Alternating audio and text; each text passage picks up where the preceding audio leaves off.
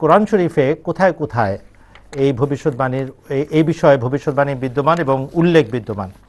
প্রথমে হচ্ছে সূরা বনী ইসরাইল, এবং সূরা বনী ইসরাইলের একেবারে প্রথম রুকু থেকে যদি আপনি আরম্ভ করেন তাহলে দেখবেন যে 5 নম্বর আয়াত, বিসমিল্লাহ সহ 5 নম্বর আয়াত, আউযু বিল্লাহি মিনাশ শাইতানির রাজিম, ওয়া কাযায়না ইলা বনী ইসরাইলা ফিল কিতাবে লা তুফসিদুন্না ফিল আরজি মাররাতাইনি ওয়া লা তা'লুন্না উলুওয়ান কাবীরা।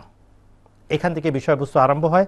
এই যে তোমরা বনী ইসরাইলি জাতিকে সম্বোধন করে আল্লাহ তাআলা বলে দিয়েছেন যে তোমরা দুইবার মহাপ্রলয় এবং মহানৈরাজ্য ঘটাবে পৃথিবীতে।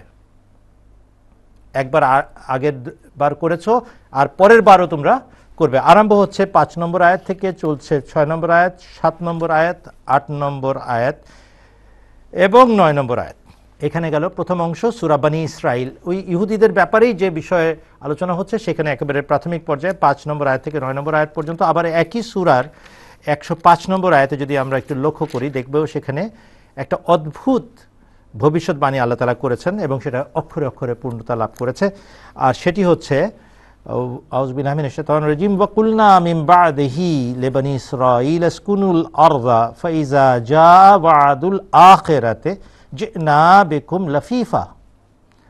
এবং তারপর বনী ইসরাইল জাতিকে বলেছিলাম তোমরা এই প্রতিশ্রুত দেশে বাস করো, এরপর যখন পরবর্তীকালের প্রতিশ্রুতি পূর্ণ হবার সময় হবে তখন আমরা তোমাদেরকে সকল দেশ থেকে গুটিয়ে নিয়ে একসাথে নিয়ে আসব। যে না বেকুম লাফিফা, নিয়ে আসবো সারা পৃথিবী থেকে গুটিয়ে এক জায়গায়। আর এটা 1947-48 ইসরায়েল জন্ম নেওয়ার সময় আমরা দেখলাম কোথাকার কে হাজার হাজার মাইল দূর থেকে জাহাজে এসে উপস্থিত, আইলাম ভাই সাহেব, এই ঢুকলেন তারা। ভবিষ্যৎবাণী ছিল যখন পরবর্তীকালের ওয়াদা পূর্ণ হবার সময় আসবে তখন সারা পৃথিবী থেকে গুটিয়ে তোমাদেরকে নিয়ে আসব। আর সেটা অক্ষরে অক্ষরে পূর্ণ হয়েছে ইসরায়েল রাষ্ট্রের জন্মের মাধ্যমে। এরপরে আমরা চলে যাচ্ছি সূরা আম্বিয়া এবং আয়াত নম্বর 106-107। আল্লাহ তাআলা বলছেন, আউযু বিল্লাহি মিনাশ শাইতানির রাজিম, ওয়া লাকাদ কাতাবনা ফিজ জাবুরি মিন বা'দিজ যিকরি আন্নাল আরযা ইয়ারিসুহা ইবাদিয়াস সালিহুন ইন্না ফি হাযা লাবালাগান লিকওমিন আবিদিন। আল্লাহ তাআলা বলছেন, এবং ইতোপূর্বে আমরা জবুরে উপদেশবাণী শোনানোর পর এটা লিখে দিয়েছি, আমার নেক পুণ্যবান বান্দারাই কেবল এই পবিত্র ভূমির উত্তরাধিকারী হবে। কারা হবে? নেক পুণ্যবান বান্দা হলে এই আল আরজাল মুকাদ্দাস, এই পবিত্র ভূমির যদি তোমরা উত্তরাধিকারী হতে চাও, মালিক হতে চাও, তাহলে আল্লাহর দৃষ্টিতে তোমাদেরকে পুণ্যবান হতে হবে। ইন্না ফি হাযা, নিশ্চয়ই এর মাঝে, লাবালাগান, এক বিরাট বাণী বিদ্যমান, লিকওমিন আবিদিন, ইবাদতকারী জাতির জন্য।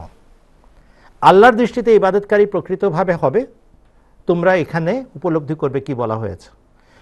আর যদি এই পবিত্র ভূমির মালিকানা তোমরা চাও, তাহলে আল্লাহর দৃষ্টিতে তোমাদেরকে ইবাদিয়াস সালিহুনের অন্তর্ভুক্ত হতে হবে।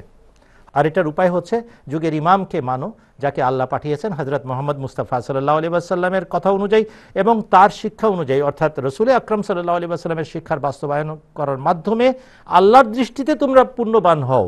আল্লাহ ফেরত দিবেন এই জমি তোমাদেরকে।